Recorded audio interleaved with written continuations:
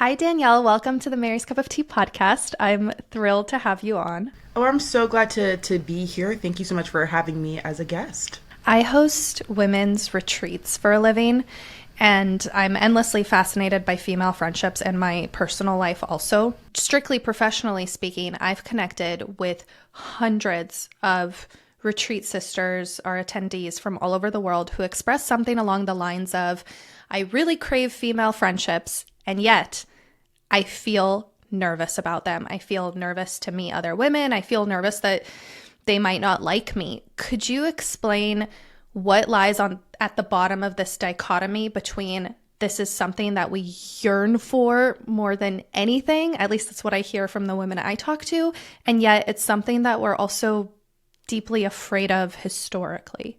Yeah, that's such a great question. I always say that whenever we're having conversations around female friendship, you often hear people talk about it from one of two lenses. It's either, yes, my girls are my everything, and it's like the starry eyed glow, or it's like, you better beware of women because they'll bring you down. And I feel like to only point to one or the other is to not tell the full story and to not point to our, the range of our humanity. Because while friendship can be a refuge, it can be a mirror, a model for how to show up in this world as a woman, all those things. Yes, it can also be a very real source of pain, stress, disappointment, and heartache. It's all the things.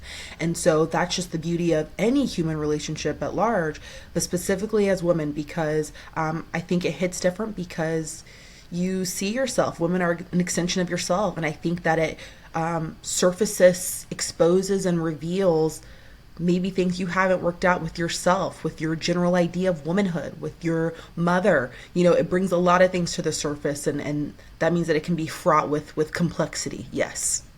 Mother, that's a big one.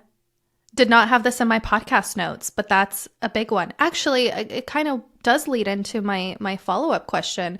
And it is about my mom. Like, I grew up with a single mom who is, firstly, drop dead gorgeous and amazing and brilliant. But as a byproduct, she herself has faced betrayal from women in her life. And so whenever I had friend problems growing up and I'd come to her, the default advice that she would give me is, they're just jealous of you.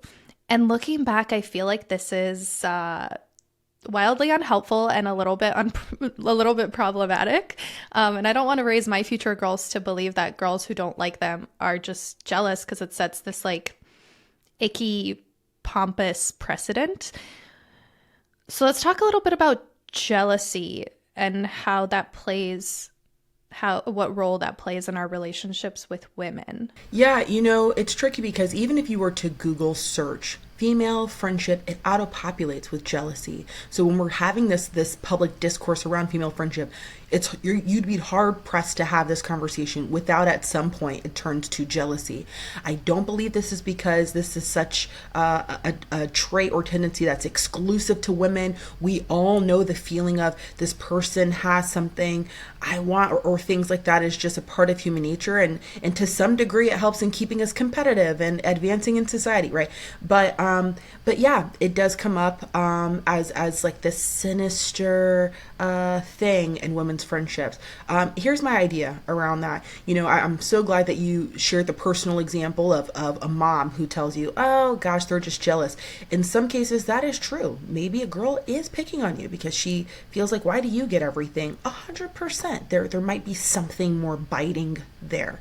But oftentimes for adults, when we're trying to comfort or reassure our children, we reach for things like that because we don't have much else to reach for. I don't know how to equip you to try to go back and engage and resolve this conflict, so long term it leaves you without conflict resolution skills.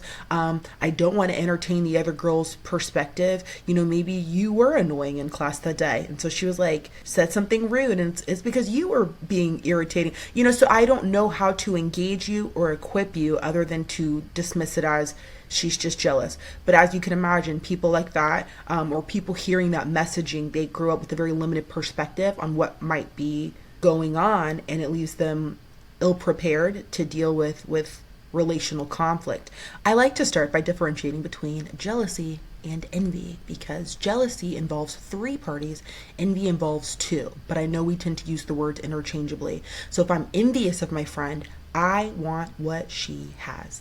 This can be that she just got married, had a baby, she got that promotion, and I've been working longer than she has, and she already is like killing it with the six-figure business or whatever it is. I'm envious, right? It's a natural human emotion, but we don't like talking about it. It feels like the major sin in women's friendships. But it's natural to feel like, gosh, she has something I want. I think the question becomes, what happens next? If I'm making efforts to diminish her achievements, sabotage them, now we have a problem. But if I'm using that feeling as data around, okay, I must really want this because it stings right now and I need to work through that, that's normal. And then jealousy involves three people. So it's me, you, and some interloper. So if I'm jealous of you, really what I'm saying is this new girl has come into your life and you can't stop talking about how great and funny and cool she is. And I'm like, that's great. Jealousy means I feel like what I have is going to be threatened by some outside party, so I'm jealous of you. But either way, yes, those two things can definitely show up and strain women's friendships. What advice did you receive growing up from whoever raised you around friendships? Like, I'm just curious, like, what led you into the social sciences and exploring this topic? I will say my mom did a great job of being alert, listening for what I was talking about with regard to girls at school or fights or wanting to be friends. She was always listening, and she was always advising me to be nice. Be nice, which is obviously a noble sentiment. But I guess I still didn't have tools on what to do. It's just be nice. Sometimes that shows up later down the line because you have women who avoid conflict or tension because let's just be nice. And that's not healthy either, because the research tells us that on the other side of healthy conflict, people report feeling closer to one another. So the platonic intimacy we're often looking for lies on the other side of that tense conversation you've been avoiding. So it's a good thing to lean into friction sometimes to figure things out. But that's a lot of the advice I got was to be nice and include others. Don't leave anyone out. That had some of its own issues, but my mom, she always did a pretty good job of that, I have to say. I want to lean into the conflict piece because I do agree, like on the other side of friction lies a closer relationship, whether it's romantic or platonic, going through something vulnerable. And usually that something vulnerable is a conversation or a disagreement, but one that comes out on the other side with mutual understanding, right? Not one that brings you apart. And of course, it takes two to tango, two people to come apart and two people to also come together. So how can we manage conflict disagreements better? And does it help if I share like personal examples? Yeah, please. Okay. One of my good friends, for example, we've been pretty close for about 6 years, but we've gone through phases through the pandemic, individual mental health struggles coupled with her becoming a mom, me also getting married and like physically moving farther from her so that I'm no longer, the single friend that pops by her house every single night, and living 40 minutes from each other. There's like logistical things to coordinate between childcare and meeting up and time restraints, and we're both running businesses. So at times we get on the phone and we talk for 2 hours and it's like much needed and we feel so close. And then there are other times when I feel like things are getting lost in translation over text, or I made a joke, it did not land well, or I don't know, like somebody forgot to respond and the other party takes it personally. Just like little stuff like that can easily be misconstrued. Where was I going with that? Yeah. How do you like come out on the other end? Because I think this is a person I don't really want to lose, but there have been times where I've wondered, are we just in different places in our lives? And is this just not going to work? And I think that really sunk in when she texted me. And again, this is well-intentioned, but I took it as like, oh shit, She said, girl, I can't wait till you become a mom. We're going to be so much closer. And that like made me wonder if I'm good enough now and if I'm, failing at showing up for her and her motherhood without quite knowing directly what it's like because I'm not a mom myself. So it's multifactorial and layered, but I'm not really sure how we move forward from here because it just feels like a dance where we're still kind of in the same place of like unspoken resentment. You know what I appreciate so much about this example that you shared is a lot of times when we conjure up an image of conflict in women's friendships, we might picture a scene from the Real Housewives reunion. We picture these explicit explosions of cursing each other out and huge drama. Yet the picture you just painted was provided, examples of the little things. You took my joke wrong. I haven't talked to you. This comment you made, I'm sure you meant nothing by it, but like, oh, it stung. That is also conflict. The best way I can describe it, and I think this is a good way to start getting better at conflict in friendship, is to first give yourself permission to have it, which sounds super simple. But what I've noticed is at the root of a lot of our conflicts is we don't expect to have any with our friends. We anticipate it in every other context. I know I'm going to fuss with my kids. I know I'm going to see things differently from my employees. I know that with my husband, we already know we're going to have our issues and then we're going to be like, oh, it made us stronger. Yeah, there's something about women's friendships where we subscribe to the idea that you should just know. I don't know if it's because you're another woman or because this is friendship, but a lot of the stories and messaging around friendship is somebody who just gets me and we have this chemistry. So then when things do happen, a lot of us see it as evidence that I guess we weren't as close as I thought. But we don't really do that in other contexts. So first giving ourselves permission and space to say, oh yeah, I anticipate there are going to be times when your needs, boundaries, goals, and preferences begin to compete with mine because we're two people bringing that on the table, and sometimes it will not be aligned, the timing is going to be wrong, and it's clunky. Now we've got to get to the business of figuring this out, repairing and reconciling, because the relationship is more important to me than being right. I feel like it's even more urgent that we figure it out in friendship because it's also the most ambiguous relationship we'll ever have. You know how things go with your boss, your mom, your boyfriend. Like, we know the terms and conditions. With friendships, we kind of don't. For some of us at the beginning, we don't even know if we are friends. I mean, we go to coffee and stuff, but you're thinking like, I don't know. I mean, I feel like she's my, we don't even know if we are. So there's so much ambiguity. What did she mean by that? What should I follow up, or is it on her? There's so much ambiguity. Your job in friendship especially should be to reduce the ambiguity as much as possible. So she said something, I'm not sure what she meant. Let me ask. Instead of the whole like, okay, that felt shady. That was rude. I don't know exactly. Let me ask. I think it will cut our conflict in half is to give it a second and stop believing the lie that she's a woman. Like, I shouldn't have to say it. You should know that. That is a relationship killing myth. And so I think just kind of those mindset shifts help us get down to the business of repairing when there's like this potential threat to the relationship. And to your point, I'll end with this. I do think life transitions do make things tricky because we have a rhythm, we have all these things going.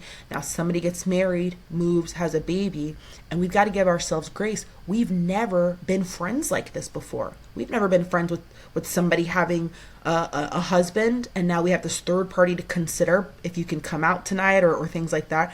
We've never been friends with one of us having a baby, and now you don't have the cognitive capacity to maybe remember things I've shared with you because you're exhausted because you got 3 hours of sleep. So we've never done friendship like this. Can we give ourselves permission to negotiate what can it look like now? But I think those mindset shifts make it a little bit easier to navigate the hard stuff. Totally. And when me and this girl met, like we were both doing similar things. We were working together. We were living 10 minutes away from each other, really feeling like the same person. But I think with other parties' involvement, we feel like different people, but different people is necessary for good, enriching friendships. It also reminds me of what you said just about being explicit.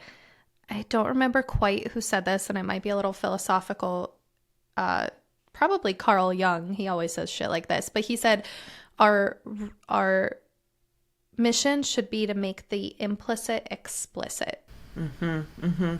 I mean, we could do an exercise. I encourage listeners, just think about in a day how many assumptions you have made of your friends.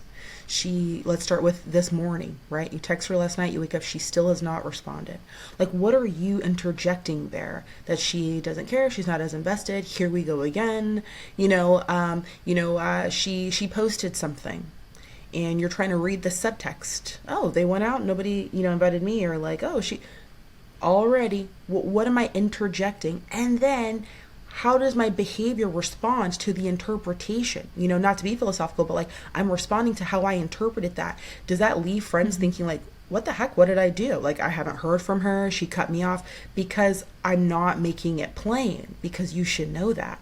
And for a lot of us, it's because I'm trying to protect myself. So rather than ask, I'd rather leave and reject you before you reject me. I'm not even gonna put myself in that position. So a lot of it's vulnerability. If we want to reach out to a friend, but like, but she's got things going on, so I'm not gonna reach out. There's just so much that's left unspoken because we fear rejection. That's a big thing that I hear, and we make assumptions about our friends, and it certainly doesn't help. It goes back to that self-fulfilling prophecy. Like, I was raised with, they're just jealous of you, and that, if they can't keep up, then they fall behind, and that's that. Also, as an ode to my mother, she's actually such a loyal individual and a social butterfly who parties with her girlfriends 15 times more than I do monthly. So it's really inspiring to me in that way. But for some reason, I guess the parts that really stuck with me are more of the severing. And you talked about this in, I think it was a podcast or a YouTube video, where we also attribute, well, on the surface, we might say they're the problem. She's a bitch. She don't respond to me. But then beneath it, we attribute a friendship distancing or ending as some kind of failure, like a character flaw. Yeah, definitely. I think one of the things that makes friendship ending so difficult is it feels like you failed. And so I do encourage women, one, to reflect on any patterns. If this is the fourth friendship that's ended over something that looks like the same thing, I do need to look at that. At some point, that's feedback, right? But in terms of internalizing it, I'm a failure. Here we go again. Why can't I keep a friend? I want us to think through that, because being fearful of a friendship ending, I've seen it inspire people to stay in friendships where you're enduring mistreatment. So really look at your relationships ending, period. But we have to ask ourselves, I encourage you to interrogate that idea, the idea of, what does a successful friendship look like to you? Is it one that never ended? Are we measuring success by longevity? And so now when it's over, we failed, right? So just kind of looking at that. Now, I'm always going to be a champion of reconcile. How can we figure this out? Talk it through. Always. That's the whole brand, right? But in some cases, this is where we need wisdom and discernment. In some cases, it would be inappropriate to stay in that friendship. It has expired. This person has revealed either negative intentions, or they're a great person, but our goals are no longer incompatible. Our friendship styles are different, so it's leaving me perpetually disappointed. So there's other forces than my friend sucks. There's other things that happen that make it so that it's like, oh my gosh, it's not appropriate for us to try to keep this thing going, considering all the other factors at play. And sometimes it's tough to try to figure out the difference. Yeah, for sure. I want to ask you that question you asked us. What does a successful friendship look like? Is it measured by longevity? Maybe it would help if we could paint two examples. One of a friendship that was maybe on the brink of ending or very difficult to restore, but still prevailed. And another one that you did what you could and it just could not be saved. Do you have any personal examples of what just healthy, normal girlfriend things? Sure, I want to look at the words successful and healthy, right? Because successful means you achieve the goal you set for yourself. So there are some people who, for them, friendship is purely recreational. I want people to vibe with and go have a good time. That's what I want from friendship. While others are like, yeah, that's cool, but I'm looking for people who I can like do life with, and that's the good and bad stuff. That's the hard stuff. So for them, maybe their friendship goals are different. Maybe success looks different, right? But in terms of health, that becomes something that's a little more objective. Like health is health. So, for example, a healthy friendship is one where there's space for both people to show up as themselves, to speak freely without inflicting or imposing their will on the other person, to fix you, change you, convince you. There's space for both of us to share our thoughts, needs, boundaries, desires. When there is a rupture, we're both making an attempt to repair. How can we make this right? Find common ground. We're turn taking during conflict. We're celebrating each other, like your success genuinely feels like mine. Like I feel like I win when you win. This is health. And the last thing I'll say is both people are growing. I like who I am with you. I'm better with you. That is a healthy friendship. Is that balance of independence and dependence. I know that I need you too, but I can't sacrifice the self for you. And that's a tricky thing to balance sometimes. And so for me personally, I've definitely been a part of both. I would like to think I'm a relatively vocal person, but a couple years ago I found myself in a friendship where I found myself increasingly being less so, because this friend was so vocal about she'll cut you off and people know they get one chance with me and then I'm done with you. She was very punitive. So if you do something to her, she's going to not answer the text. She's going to show you that she's upset, but she's not going to say it, but she's going to show it. And watching her interact with her other friends like that made me feel on edge, because I thought like, oh gosh, this is how she operates. I don't want to be the next person to cross her unknowingly.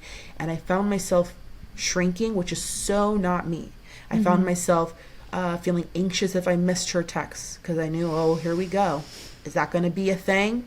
And that's weird to have punishment, to have fear in a friendship. That's not congruent with a healthy, safe space. So that to me was unhealthy. But I want to say this when we talk about toxic friendships. I know there's a lot around that.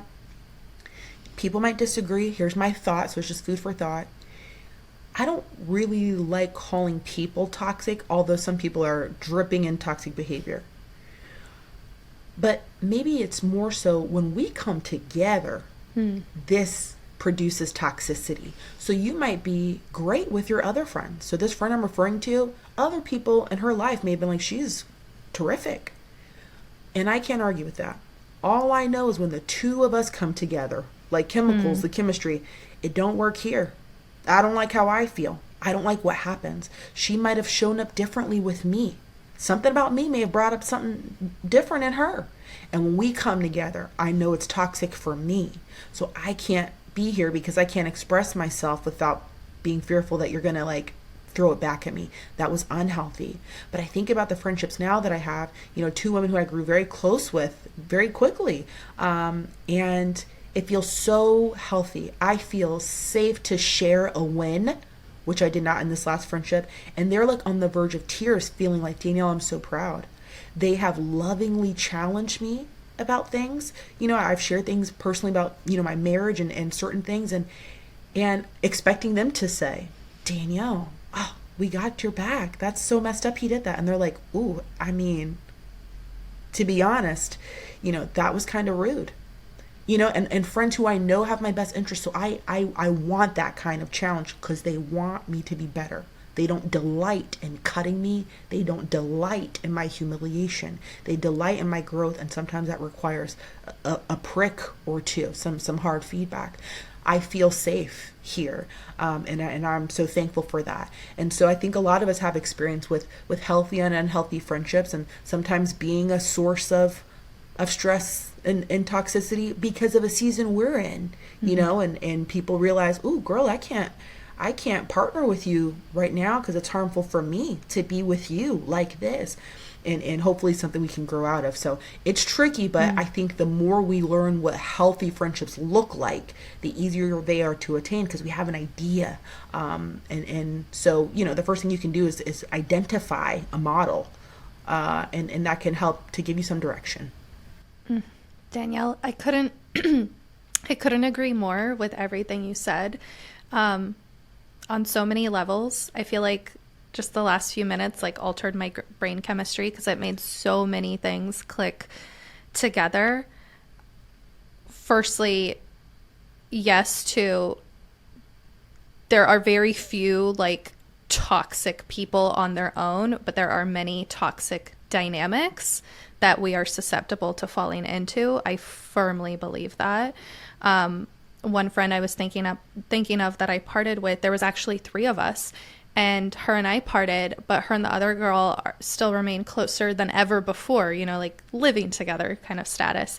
And sometimes I'm like, wow, was it something with me? But looking back, it's just a dynamic. It's both of you, and everybody goes through different seasons of life. And sometimes you have to kind of admit if maybe you were the unsupportive one, or maybe it's not personal at all from neither side. It's just what happened with that chemical concoction. Right, right. Which is always hard. I mean, loss is hard, no matter the reason. It's hard. If somebody who is so deeply socially integrated into your life no longer is, I mean, that is so disruptive. That is really difficult. If you have a friendship that doesn't end, but it changes, and you find yourself grateful she's still in your life, but you are yearning for how it used to be, that is a loss, so there's that ambiguous grief as well. And so it's complicated and it's messy, and the best we can do is get better at the things we can control. How do I cope with stress and manage my emotions even though I want to explode or spiral? How do I say how I feel without falling apart or without coming off with too much heat? I mean, it's like a constant challenge to grow and push ourselves, and that's inherently uncomfortable, but we have to be committed to the work. When it comes to conflict, I will say, I know I'm talking kind of conceptually, but to be more specific, in my book, Fighting for Our Friendships, I shared this framework that I call the 3 affinities of female friendship. And I found over the 6 years that I was studying the research on women's cooperation, communication, and conflict, I noticed these themes, and it didn't matter which discipline or area I was looking at, whether anthropology, psychology, it didn't matter. I kept knowing these themes when it came to the business of 2 women coming together platonically. The same 3 things emerged, and I found that there are 3 things that make women feel very close in their friendships. And by extension, if these things are not there, or somebody perceives an imbalance in one of these areas, it's the beginning of some tension. It doesn't mean inevitable dissolution of the relationship, but it means somebody feels a pinch. And those 3 things are support, symmetry, and secrecy. And I'm going to say pretty boldly that I believe that a lot of our conflicts, you can trace them back to one of those 3 things. And so support, the research tells us that the number one thing women look for in their same-sex friendships is emotional support. Meaning if I don't get anything else, I expect that here. The problem with it is we're not often saying what support looks like. I expect you to just know. So that's a huge one right off the bat. Then there's symmetry. Those feelings of sameness, balance, reciprocity, and egalitarianism. Very important to us. That we're equals, that we're on the same level. So whereas men can kind of like roast each other and poke fun, and it's just kind of how they deal with like status and all that, we don't do very well with that. Okay, and I know it sounds like I'm generalizing, I understand that, but I'm also pulling what several studies continue to show the same things. Okay, so that's why it feels like if your friend is being judgmental or criticizing your choices, it feels like she sees herself as superior, and that's not what we do, right? That's why when you get a compliment in front of everybody on your dress, a lot of us go to being self-deprecating to say, oh, this whole thing, oh my gosh, you guys. No, we shouldn't be self-deprecating, but we're trying to show I'm not a target. I don't see myself as better than everybody here. I'm just like you. So those feelings of sameness, balance, reciprocity are very important to us in feeling close. And finally, secrecy. So not just literal secrets, but the essence of that. So being in this mutually exclusive vault with you where we engage in mutual self-disclosure, because sharing is the glue of women's friendships. I share, you share. So there's issues here because if I feel like you're not sharing and I'm always sharing, I'm questioning, oh, I guess we're not as close as I thought. I guess she doesn't trust me. I guess there's other people because I expect you to share. And if I feel like you're sharing too much, now I become overwhelmed. I feel like the therapist. I'm looking for balance in each of those three domains: symmetry, secrecy, and support. And they tend to make us feel close to one another. And there are ways we can find our ways back to one another if we do kind of need to recalibrate. I want to put a pin in this because I'm curious about something you mentioned a couple of minutes ago, which is the friendships you value in your life right now. You mentioned two women in your life. You said something that really resonated with me, and I saw this in my best friend, how they have your best interest at heart, even if it means challenging short-term support. So I'm curious how that kind of plays into support, symmetry, and secrecy. How, I guess a more concrete question would be, how are your friends able to do this without you feeling unsupported, without you feeling like they're talking down to you and, I don't know, taking your husband's side or whatever, and without, that lack of mutual sharing perhaps in that moment? So where does like that best interest concept play? Yeah, that's a great question. I think the reason I'm able to receive that so well is for two things. One is, well, a couple things. One, they didn't come out the gate giving me hard feedback. So they'd earned it. The first couple months of getting to know each other were purely positive, and it was like, yeah, girl, go you. So by the time that they say, okay, don't be mad, but that sounds like a you problem, I can receive it because I have tons of evidence of these people who want the best for me. I have tons of undeniable evidence that these women want the best for me. So it's easier to measure this moment against evidence that they've got my back. It also helps to be relatively securely attached. I know attachment styles are a big thing, but I don't, for the most part, tend to lean very anxious, where I'm wondering, what does this feedback mean? Does this mean they don't like me, that they're starting to think I'm an awful person? Are they going to leave? I don't tend to lean that way, at least not in relationships, for some other things. And then I don't really lean toward avoidant, where it's like, oh, okay, they want to we want to go there. I don't even need this. I'm done. I don't need people giving. I can say, okay, that hurts, but I hear you, right? So some of it has to be me being secure with hearing things that don't feel good, that doesn't feel good, but having the mental fortitude to not internalize that. I'm a sucky person. I've been exposed. They don't like me. They don't get me. I believe that I have areas to work on. And one of the beautiful things about friends is you're here to be my mirror for my blind spots, because I'm thinking I'm right. I mean, I'm telling it to them confidently. We were actually on a road trip together, and they, so when I'm driving, they hear me answer the phone when he calls, and it wasn't nasty or rude, but I was just like, hey, where are the kids? And I did it again, I guess later. I didn't notice. That's just how I talk. And they waited. Timing is everything. They waited till we're having some wine. Later that night, we're chatting, and they brought it up. And they're like, yeah, because the way, you answer the phone, and, and I know it's very vulnerable with you to answer the phone, you were letting us in, but it's just kind of brash, so you think you could have just been like, hey, how are you first? And that feels very personal. They're in my marriage feels very, personal. But I was able to take it. They had the right timing. They've given so much evidence they've got my back. I can take hard feedback. And the feedback they gave me, I can use to improve. So it wasn't just yeah, you think you're all that. Sometimes you just act like you're better. I can't improve with that. You're trying to humble me. That's different. The goal of their feedback was not to humble me. It was, you can take this and do better, and we want to see you do better. Wow.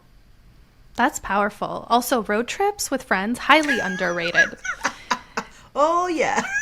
Dude, my best conversations and, breakthroughs, and that example of answering the phone. They're in your marriage. They're into that talk with your parents. They're in with Yeah. how you take a work call. Like, that is illuminating, and it's just such a solid shared experience to have.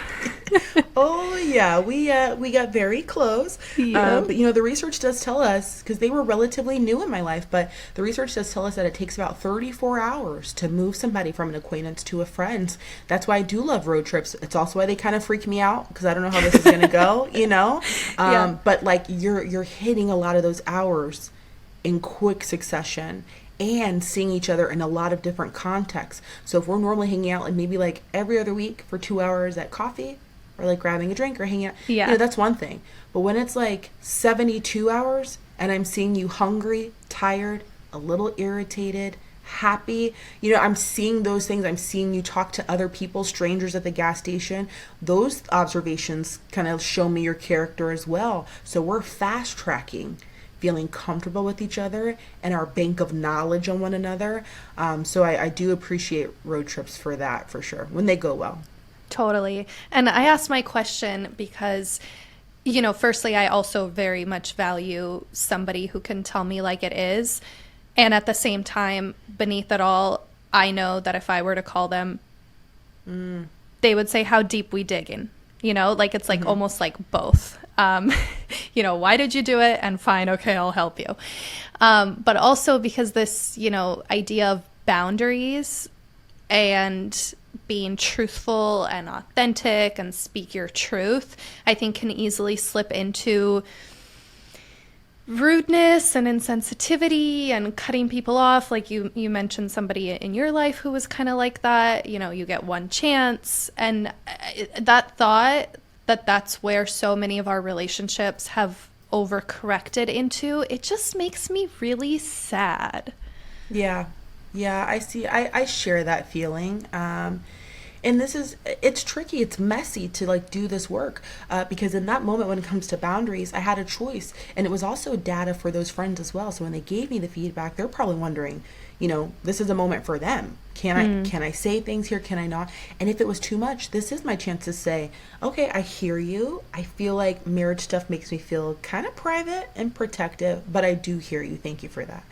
So that's my chance to also say like, thank you, but I don't want to put this on the table as something to chat about. I could have.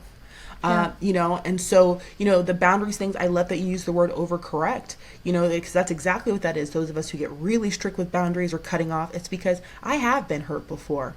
And I'm going to make sure that doesn't happen to me again. So you get one chance. And sometimes it's inappropriate to maintain a boundary so tightly or to maintain it for so long. Maybe a boundary is for a certain person, but with other people, I don't mind. Or maybe I needed that, during a really tender moment in my life, but I've grown up. That was last year. Now I don't really need that, so it is tricky, but I see what you see. And sometimes people are not able to do the work of the back and forth and having hard talks, and they don't respond well. Yeah, yeah. My mom, going back to her being such a loyal person, she told me once, she said, sometimes you don't pick your friends either. Like there's this notion that like you can't pick your family, but you can pick your friends. She's like, no, sometimes you don't pick your friends, they pick you. And that's why she's been able to have some friends for a decade, Yeah. It's interesting to explore, not like fully correct in all cases, I think, but, just an interesting thought from somebody from a wildly different culture where friendships seem to last longer. There's a word you used a couple times, expectations. Can we unpack that a little bit? Because I've read some relationship experts who said, actually we had on the show Raina Cohen, I think she was who recommended you. Yeah. Yeah, Oh, okay. She's fantastic. Oh yeah, so sharp. Yeah. Yeah. Well, she gave us a permission slip she said something like, you can and should expect more from your platonic friendships. Like it's okay to want deeper connection like that from somebody who's not just your romantic partner. And then there are other experts or even just like friends in my life who I admire. I have one girlfriend who she prides herself on being an easy friend, and she talks openly about how, the key to her long friendships is keeping those expectations relatively low. And it kind of leaves me feeling like, okay, so which one is it? Because there are some people that I want and crave more from, and in some ways expect more from. And there are other people where I feel like our friendship is so rich when we are together, but when we're apart, there are no obligations or expectations whatsoever. And I almost feel like picky and choosy, and that makes me wonder if, like, I don't know, like, but like you said, every dynamic is so different. Where do Yeah. you lean on that? Yeah, so I want to hit you with two studies first, and then we'll kind of synthesize and figure this out. So there's one that a lot of people have heard of by now, but by Robert Dunbar. He argues that you only have the cognitive capacity to maintain 3 to 5 ultra close relationships. So if we think of that as like a little circle and then concentric circles around it, like getting bigger and bigger, bigger, then the each ring represents more people, but you're closer to them to a lesser degree, right? So 3 to 5 people, he argues that you can be super close with, right? Now these are called these are our strong ties, but all those people in those outer rings are what sociologists refer to as weak ties. But the research shows you need those too. So just as a very specific example, they find that people are more likely to find a job through someone from their weak tie because they've got one foot in your world and one foot in another world because they're way out here. We need them too. They boost our mood, they share resources, they connect us to things. So these are people who I'm not close to, but they add value in my life. Like whenever I see you, it's a good time, or I'm learning something or whatever, okay? So that's one thing to keep in mind. The second thing I want to share is there was a very small research study. I feel like I need to emphasize it was very small, but I do see evidence of it anecdotally. And they find that only 50% of your friendships are reciprocal, meaning I might see you kind of like as a tier 1 friend, but you kind of see me as like a tier 3 friend. Now, people feel very strongly about that. And the research shows that women really value mutual prioritization in their friendships. So we like knowing we're each other's number one, okay?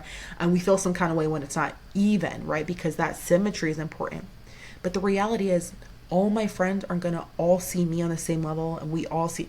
That's just not true. And I hope this doesn't sound harsh, but there are some women in my life who I kind of see them as like a tier 3. Like, she's cool, but for her, I'm like a tier 2, tier 1. Because of the way that her social network has been constructed over the course of her life, I am one of her top friends. But for me, I maybe already have people in that space, or maybe I'm getting different things from her. So she's like my hangout girl, but I don't feel comfortable, with the next level, like praying with her and laughing with her. It's just different. With that being said, expectations are kind of fluid, and they need to be appropriately attached. Maybe I expect that in friendship generally that people prioritize it, and I want active friendships. Maybe personally I'm not cool with the sending memes once a month. I want more, right? And I'm not knocking it. Sometimes we're in a season, sometimes we're burnt out and we feel like that's all we've got, and that's fine. That's not for me. Maybe it's for me with some of my weaker ties where I don't expect much else. That's what we do. But in my close 3 to 5, no ma'am. And it's not like, oh, I have high standards, but the way I do friendship, my friendship style just might not be compatible with yours. Because with my 3 to 5, I do want people so close in my life that I can say, oh crap, I think I left my flat iron on. Can you get your key and go over and unplug it for me? That I don't really have that with my meme once a month friends, but I have that with we chat every day, every other day. You come over while my kids are here and we do craft night, and we go to dinner and we go to church together. With those friends, I need that kind of, we're doing life together, and that's a higher standard and expectation for those people. I do get concerned, I'm going to be real, with the people who all your friends are best friends, and all your friends are weak tie, meme every other week friends. We need that texture. I need my tight people and my people who I kind of see every so often, because I do have limited hours. Time is a limited resource. So this is to my extroverts who want to be besties with everybody. You're going to be burned out. You're going to feel overworked. You're going to feel like, man, I'm trying to see all my people, but I can't get, because at some point you are going to have to be strategic. I don't mean to kill the buzz. Who are your 3 to 5 people you really want to go deep with? Because you only have so much in the reserves. And everybody else, maybe I see you on the group hang. once a month, or we're in a group chat and it's fun. But to really be seen and known, that takes work. I mean, these two girls I referred to earlier, the reason I have space in my brain to remember the important things about work, or the guy they're dating, or the update on the health scare. It's not that I'm such an awesome friend. I've only got so much space, and I choose to have like these few girls in the space, and everybody else maybe gets fun Danielle, or we hang and we go deep once every other month. But in order to show up really well here, I have to be strategic at some point. And I've got kids and two businesses. I got to be strategic. I also am open to the fact that that's fluid. And who my top girls are now, I mean, I hope they stay my top girls for life, but who my top people are now, that might change when somebody has a baby or moves. Maybe a new girl moves to town next week and we have this very specific thing in common and find ourselves really chatting a lot over it. It's fluid. Friendships are dynamic, and I think we know that intellectually, but when they're actually changing before our eyes, it becomes really difficult to navigate. I think you've in the past called that relational diversity, which I love. It makes me think of justice for using terms like acquaintances, colleagues, like different ways to describe your relationships and not just my friend this, my friend that. These days it's my bestie this, my bestie that. And I'm like, okay, like you send memes, right? And you talk once a year. Yeah, overuse things. And I wonder if that shifting gears into friendship breakups, I wonder if that's partially what makes best friend breakups or any type of friend breakups feel extra hurtful is when you come to the realization that they didn't value you as much as you valued them. For example, I've been in that position before where I thought this person was my tier one.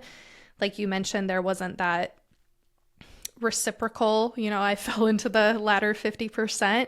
And so to her, us parting ways felt, maybe I'm speculating, but it felt like she took it very easy and casually. And I was heartbroken. I think I cried more over this friendship ending than I did over my boyfriend and I breaking up later that same year, and I still think about her and I still, wonder how she's doing and wish her the best, but also just feel very raw and vulnerable from going through that, even though it was 7 years ago.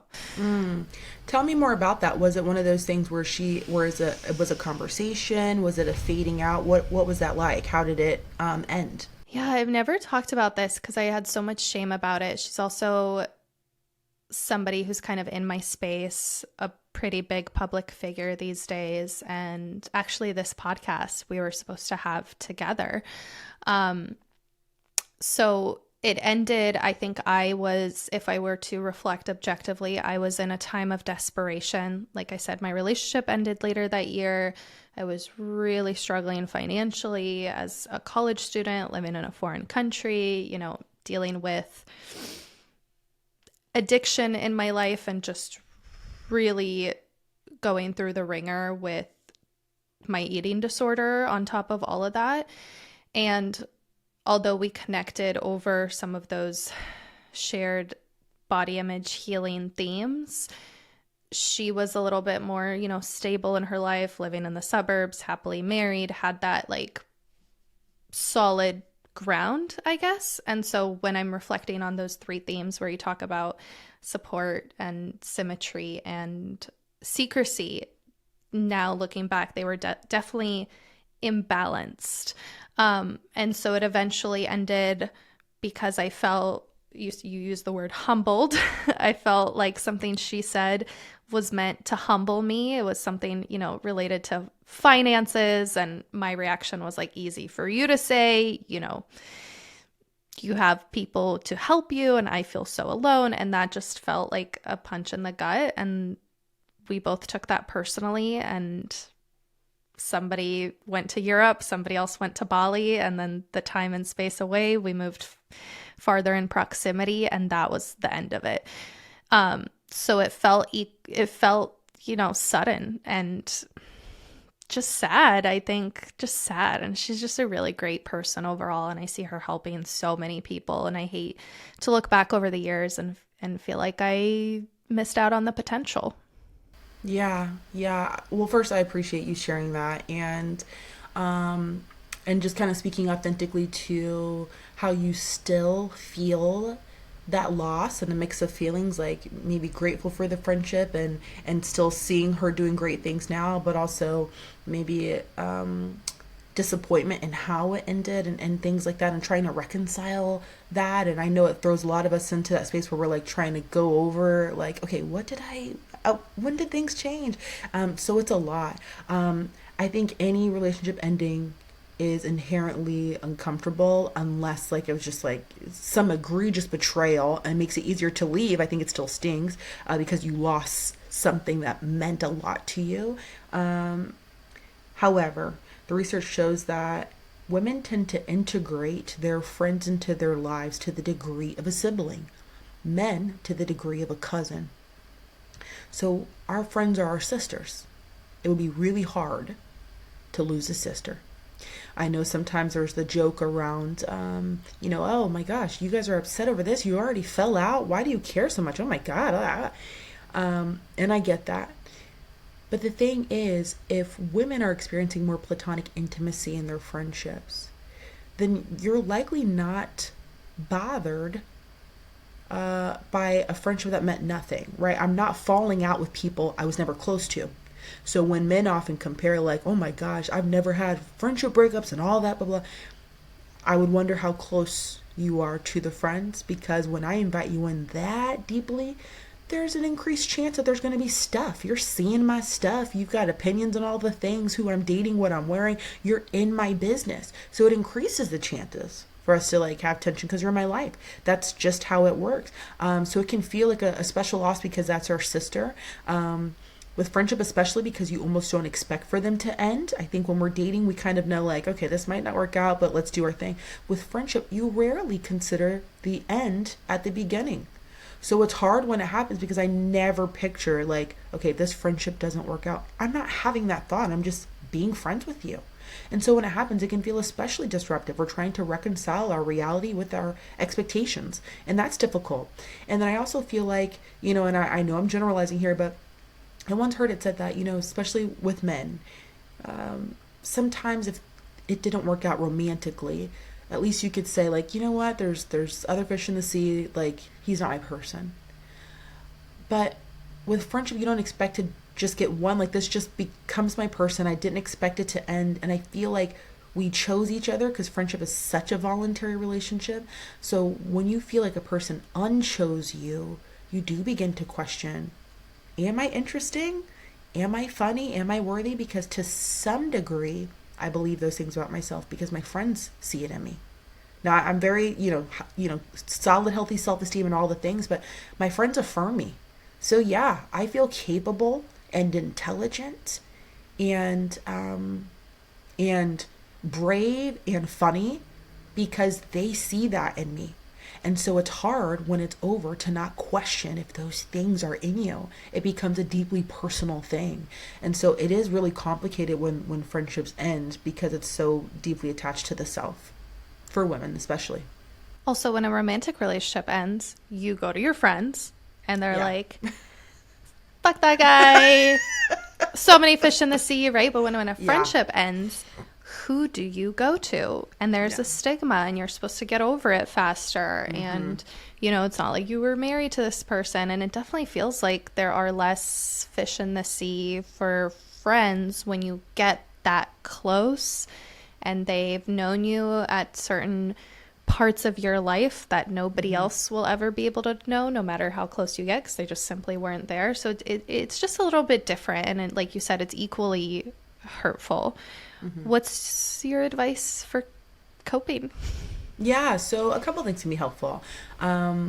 The first is going to sound very general, but it's true, is to give yourself time to grieve. We hear people say that all the time, but with friendship, there can be a little bit of shame and embarrassment. If you feel like, oh my God, she was just a friend. Like, why am I so stuck on this? Like, I'm shaming myself for losing a relationship. That is really difficult. Somebody who knew all my stuff, that's really difficult. So don't try to shame yourself out of it. Like, oh my God, I'm not going to be this messed up over a friend. No. And don't let other people do that to you. Oh my gosh, over friends? Like, okay, you can get new friends. So stop trying to shame yourself and expedite the process of healing by shaming yourself into it. It's hurtful. Okay. The second thing is, there's this one research study that found that if you are able to extract something you're grateful for from the friendship, then you're more likely to move on in the future without bitterness and resentment. I once suggested this on my podcast, and somebody wrote an email. I gave the activity. I said, I want you to get in a quiet space, and I want you to think of something you are grateful for from that friendship. It might be something like, hey, I'm glad that she was my friend during college because I would not have made it without her being my friend. And I can still say that. For some of us, we might have to dig deeper. We might just be like, well, she put me onto some really good music. And I love that I still have those playlists. We got to really dig deep. And, somebody wrote in and said, oh my gosh, I did that activity and it brought me to tears because I felt so hardened. Like, I'm not going to give her the satisfaction of thanking her in my mind, thanking her, giving her credit for something. But I had to find something, and I felt myself soften. And sometimes, like, the anger we have, it just keeps you stuck. It's going to impact how you engage with new potential friends. You're going to have to find a way to let that go. How can I be grateful? Because I don't want to be bitter moving forward. I really don't. And so for a lot of us, we got to dig. Thank you. I'm a woman of faith. God, thank you for giving me her companionship during the season, because I would have been lost without my sister during these years, and so that can start the process. And then more tangibly, a lot of these interests that you've been sitting on, hobbies that you've had, but you never pursued them because it just didn't fit. Like, you were so with your friend, you never pursued other interests yet. Now's the time. You've been curious about certain things that you've just never followed through. Let's do them. Let's do them, because it's a way to give us something new to do, and it also physically positions us in a new place. I've always been curious about pottery. I'm going to go to that pottery class. It positions me in like a whole new little bubble of people, and sometimes we've got to switch that up. And so I think a combination of these things over time begins to get us toward that healing, where we're in a good place to invite new connections into our lives. I see you responding emotionally. What comes up for you when you hear that, especially that gratitude piece? What comes to mind? I found it synchronistic that in the email you received, somebody said it opened me into a level of softness. Because maybe about 20 minutes into our conversation, I had this thought of how you as in Danielle, you are so good at making people feel empowered in their softness. And it was literally that SOFT word that I was thinking of when I was just like perceiving you. And then when you said that, somebody specifically emailed you about that, I just saw such like a gift in you to do that. While also feeling, personally grateful for that friend in my life who was there with me through college, just like you said. And when you went on to talk about doing the hobbies, and putting yourself in a little bit of a different circle, I didn't take up pottery, but after years of sitting on it and feeling so much shame over who's going to do this podcast with me, I went on and did it on my own. And that kind of led me here to talking to you. And I don't know, I want to acknowledge you for the work that you're doing. I think that was more of the emotions. I'm sorry if that's like the unexpected answer. No, oh my gosh. I appreciate you saying that and being verbal about what you're feeling. And I just really appreciate that. And I can use that encouragement sometimes too, and so I appreciate you saying that. And I'm glad that there's something in this stuff that's sitting with you. And I just, I don't know. Sometimes I get discouraged when I see on social media some of the comments to my videos, man. I have to like get off. And again, I'm a woman of faith, and I have to pray. I feel so discouraged because I'm just like, okay, did this hit the wrong side? TikTok, like, what's going on? But to see thousands of comments of women saying, I'm so done with friendship. Girls are the worst. I don't need friends. All I need is is God and my dog. And it's just like, this is not true, but it just breaks my heart to know that there would be a generation of women coming up trying to convince themselves that they don't need anyone. This doesn't take away from your strength to say, I need people. It doesn't take away, it doesn't make you look clingy or dependent, or you literally are wired to be in community with other people. What are you saying? And so I just hope that through these conversations, you know, being kind enough to invite me on to talk about this very openly, I hope that for the woman who is about to get hard toward friendship, who's growing a little cynical, who has trained her algorithm to show her messages of hopelessness, I hope she is listening right now, and I hope she's pivoting. I hope she's pivoting and finding the courage to pivot, because it's too easy to say, I'm not doing this, I'm done. I'm done with girls, I'm done with people. It's too easy. So if that woman's listening, I hope she's feeling inspired to stay soft, so that she can invite new connections into her life, not just because she needs them, but there are women out there who need her, and they will be cheated out of that if she decides to go into a hole, you know. Yeah, that's definitely the overcorrection that I was referencing. And I just love the way you show up. You're equal parts emotionally aware and eloquent, educated, and just so, like, I don't know, for me this was a spiritual experience. Oh my gosh, and I'm sure I'm so not grateful. alone in saying that. I'm so grateful, and I just want to thank you, because you know there's so much attention on romantic relationships, and those are so beautiful and sweet, but it's friendship at the end of the day, and friendship's at the heart of any romantic relationship. So if we can't be friends, what do we have, you know?